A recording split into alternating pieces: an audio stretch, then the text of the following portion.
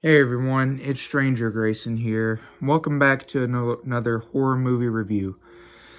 Today, I have a review on the last of the trilogy Christmas series that I am reviewing on this channel. And this was honestly my last straw with this franchise. It's not as bad as part 2, but yeah, it's pretty bad. Oh, I'm so glad I'm done with this franchise.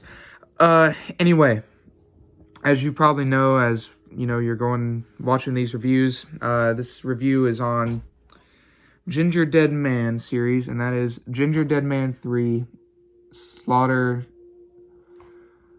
or Saturday Night Cleaver. I'm sorry, I was about to say Slaughter High. Gingerdead Man 3 Saturday Night Cleaver.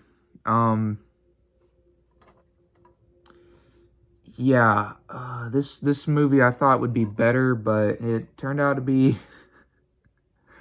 about the same with part 2. So, yeah, parts 2 and 3 were not so good. I personally enjoyed 1 the best. Anyway, Gingerdead Man 3, Saturday Night Cleaver. What is it about? Gingerdead Man 3 follows Millard Philmeyer again, and he is once again voiced. The Gingerdead Man is once again voiced by another actor. I don't remember the actor's name, but I can understand why Gary Busey wanted out of this franchise by the first movie, because he probably realized it was going way downhill for him. Anyway, this movie opens up with a facility called a Research Institute of Homicidal Baked Goods.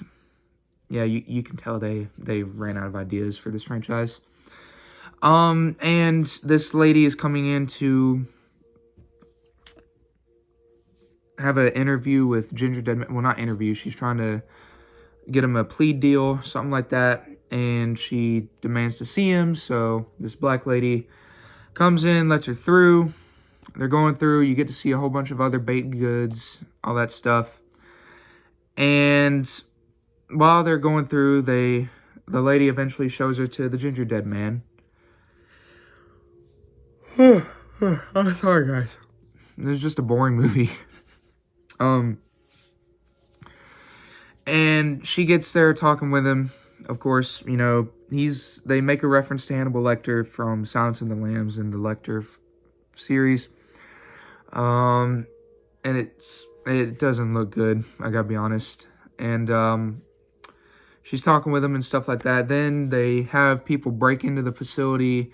It's like people who enjoy baked goods and stuff like that. They're breaking them all out, thinking that they're sweet and kind, and we're keeping them, or the other people are keeping them hostage.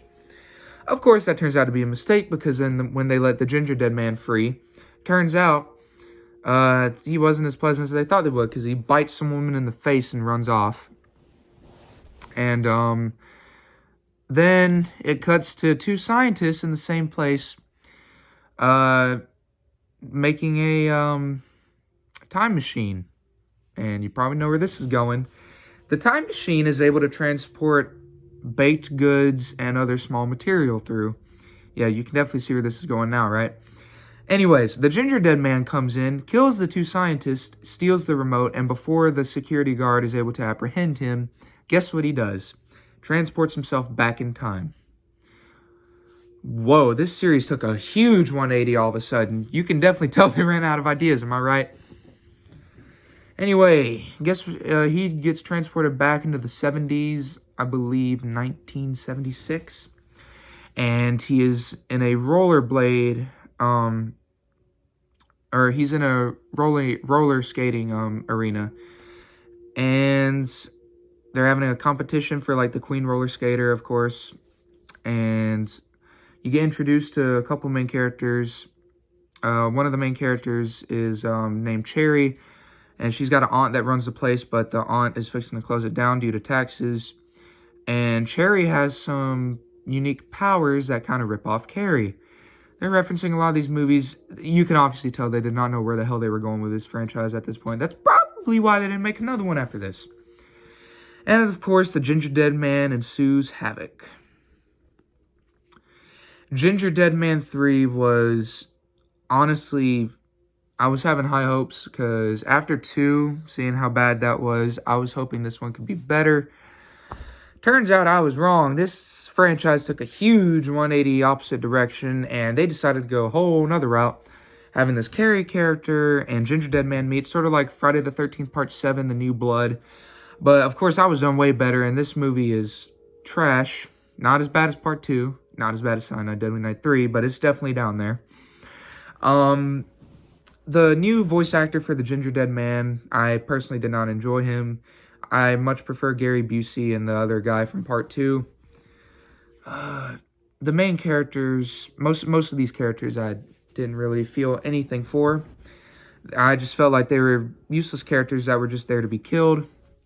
The aunt, she's got a weird backstory that you find out halfway through the movie. And it has some of the so bad it's good moments, you know what I mean? But at the same time, it's very cringy. And the kills in this movie were okay. There was a lot of CGI gore, which is, number one, stupid. Part 2 barely had any CGI gore. I'm pretty sure most of that was practical effects. This movie used tons of CGI gore. I don't know who thought that was a good idea. These 2 sequels didn't really feel Christmas-timey to me. Like, they just went in a whole new direction. This third movie especially didn't feel like Christmas. It just didn't, you know? And I'm only reviewing these because the first movie was a little bit, had something to do with Christmas, but Part 2 had a little bit, like, tiny hints of Christmas. Part 3 had nothing with Christmas. It was... I'm only doing this because gingerbread men have something to do with Christmas, you know? But anyway, kills, a lot of CGI blood was used. Most of them were okay, but I still hate movies using a ton of CGI instead of practical effects. It just didn't do well for me. One of the kills were funny, but other than that, the others were cringy and weird. The ending was so stupid. so stupid. I don't know what... They must have just... I don't see how the writer just fell over laughing. I don't understand this. Like, how... You could tell this movie had a low budget, you know? And none of the characters were interesting to me, except for, like, 2. The Gingerdead Man was honestly probably one of the only characters holding this together. Even he didn't have very good moments. Like, they ruined him as well. I don't understand what this franchise was heading, and I'm so glad they stopped after this movie, because I am really scared to see what they could do for Gingerdead Man 4. Now, I know this has a crossover with Evil Bong, but I don't really want to do that right now. I'm doing these main 3. I'll probably cover Gingerdead Man versus Evil Bong, and once I do an Evil Bong run, I don't know. It just depends. So, yeah, overall, this movie was a huge letdown. It's not as bad as Part 2, but it's definitely right there with Part 2. Just, the characters weren't well written. I didn't enjoy most of the cast. Gingerdead Man did not have a great time for the most part. He was really only one of the characters that were holding this together. The Carrie aspect did not hold together well. I don't know why they would decide to go that direction. It was just so stupid. And literally, one of these kills was an orgy kill. It was like 3 people getting killed in an orgy. It was with a nail gun. Yeah. It was stupid. So, anyway, Gingerdead Man 3, Saturday Night Cleaver. It was not good, but not as bad as Part 2, I gotta be honest. Not very well written characters. Gingerdead Man was alright, but he could be better. And yeah, I guess that's pretty much my review on this movie. Gingerdead Man 3. If I had to rate it on a scale of 1 to 10, I'd probably give it about a 5.5. Not as bad as Part 2, but it's probably on the same level with Part 2, or maybe a little bit better, but not by much. Anyway, Gingerdead Man 3, Saturday Night Cleaver. What did you guys think of this movie? Let me know down in the comment section down below. Would love to hear everyone's thoughts on it. I am now done with the Gingerdead Man series. I will be covering a Christmas horror movie on Christmas Day, so stick forward to that. and I will see you guys on Christmas Day. God bless, and have a good weekend. Bye, everyone.